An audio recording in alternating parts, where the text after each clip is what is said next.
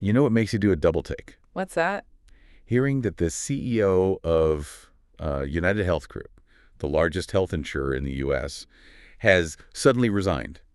Just like that. Andrew Witty. Yeah. Big news. And not only that, but the guy who held the job before, Stephen Hemsley, he's back in the seat. Hemsley's back.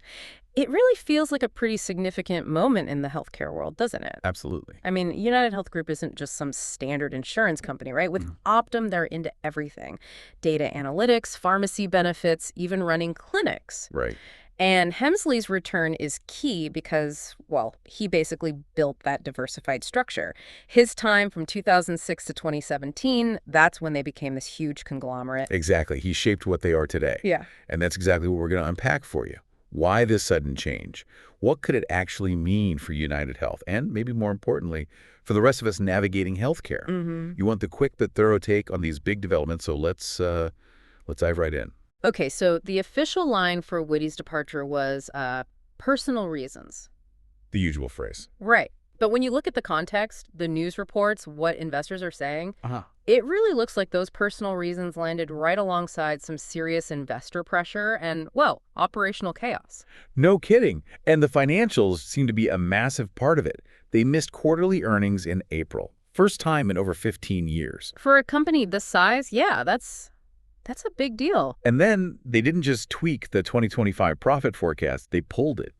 Completely withdrew it when Witty resigned. Which is a really dramatic move. Tells you something's fundamentally shifted. And the market reaction just screams trouble, doesn't it? Oh, absolutely. We're talking, what, over a third of the company's value wiped out since mid-April? That's nearly $190 billion. $190 billion. Wow. And then the stock dropped another 8% in pre-market trading right after the leadership news hit. Investors are clearly spooked. It really paints a picture of a company getting hit from, like, all sides. It's not just one thing. No, it's a convergence. You've got the fallout from that huge cyber attack on Change Healthcare, their tech arm. Still feeling the effects of that one. Definitely. And then there's growing heat from federal agencies looking into their whole business model. The Optum part, right. Yeah. Insuring patients and then paying their own Optum providers. Exactly. Raises all sorts of antitrust flags. And we can't forget the really tragic situation with Brian Thompson, the insurance division head, who was killed back in December. Right, and now there's a shareholder lawsuit tied to that. Accusations that the company hid important information from investors about the situation and its potential impact. It adds another layer of, well, crisis. Yeah, it does. So, okay, let's talk about Medicare Advantage. Usually they're big moneymaker, right? But now they're saying costs are persistently higher than expected. What's going on there? Well, it seems like care utilization is really spiking. It's not just more people signing up. Why? It's that new members, especially those with complex health issues, are using services a lot more heavily right from the start, primarily outpatient and doctor visits. Ah, so it's intensity of use, not just volume. Seems like it. And yeah, other insurers are facing some similar pressures in Medicare Advantage, but UnitedHealth pulling guidance and changing the CEO that really alarmed investors specifically about them. So with all this turbulence, they reach back, bring back Stephen Hemsley. Yeah, the strategy seems clear. Lean into continuity, stability when things feel unstable. We've seen that playbook before, right? Disney bringing back Iger, Starbucks bringing back Schultz. Exactly. Companies turning to a known quantity in rough seas. And that quote from Mikkel Hooper on the board, praising Hemsley's strategic vision and deep operational focus, that really signals why they want him back. He navigated big changes before successfully. He built this complex machine. So what about Andrew Witty's time then? He came over from GlaxoSmithKline, big pharma background, seemed focused on growing Optum. He did.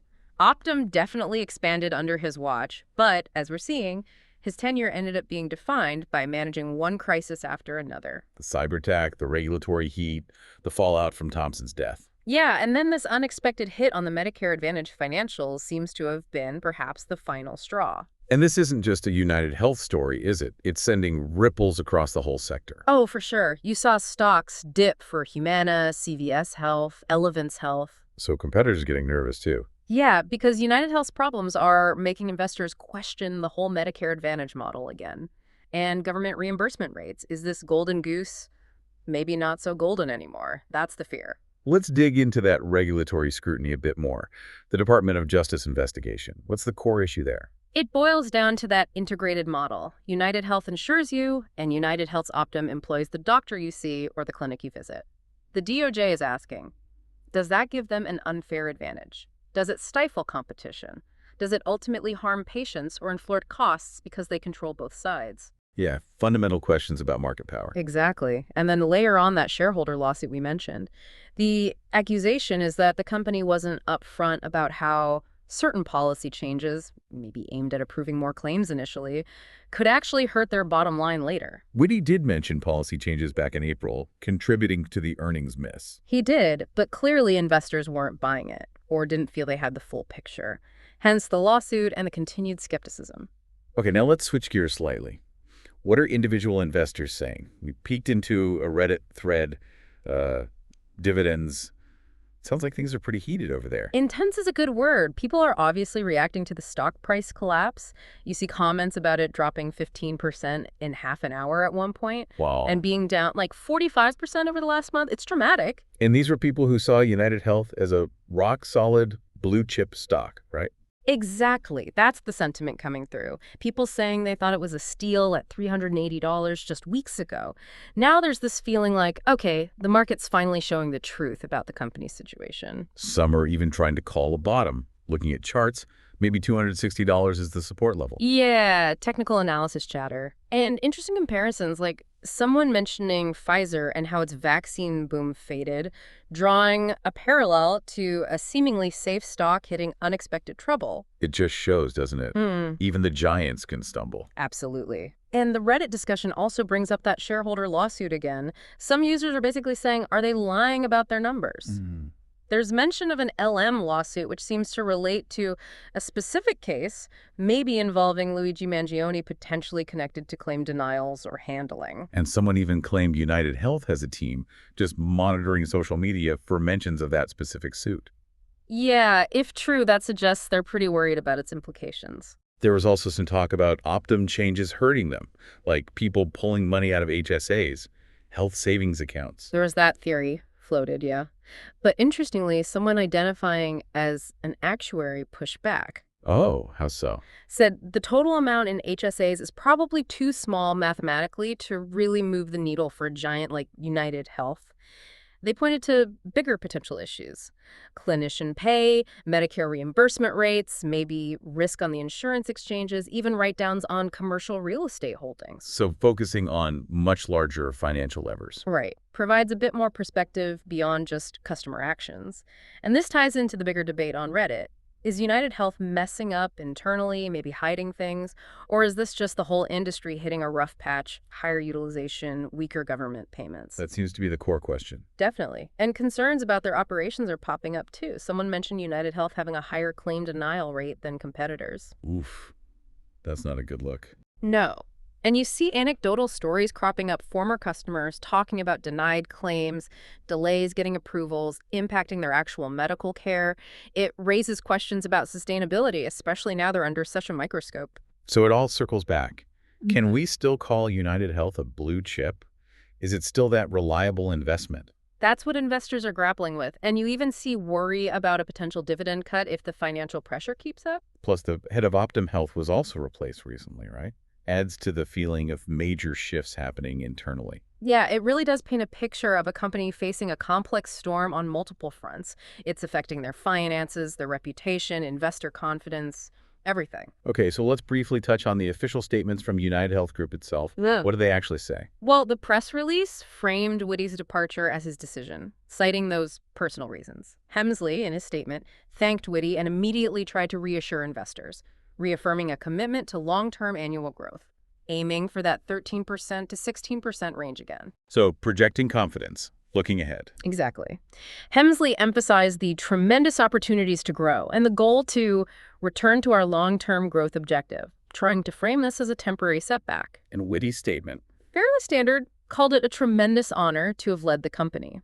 The release did formally acknowledge pulling the 2025 outlook. And their reasons? They pointed to faster than expected care usage, having broader benefit plans that cost more, and those higher medical costs for new Medicare Advantage members we discussed. But they did say they expect to get back to growth in 2026. So the official story focuses on external factors, forecasting challenges. Pretty much. Managing the narrative around utilization and costs in a tricky environment.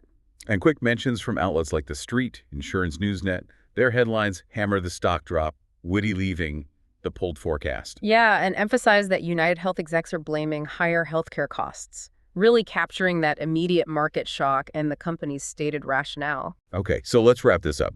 We've got this sudden CEO swap at UnitedHealth, right as they pull their financial guidance after a rare earnings miss. Yeah, and it's clear they're wrestling with some major headwinds, rising medical costs, especially in Medicare Advantage, the cyberattack fallout still lingering, legal battles, and that increasing regulatory pressure. All creating a lot of uncertainty, shaking investor confidence pretty badly. And as we went through the news, the investor chatter online, it reveals this really tangled situation. Internal pressures, external pressures, all hitting at once. It's definitely not just one simple cause. No, it's a mix of factors that brought us here. So here's something to really chew on.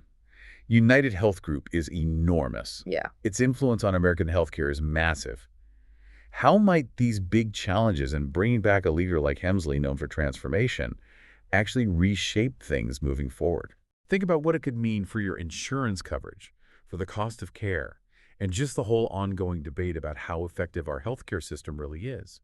What could these shifts at the very top mean for everyone else down the line? Something to keep an eye on.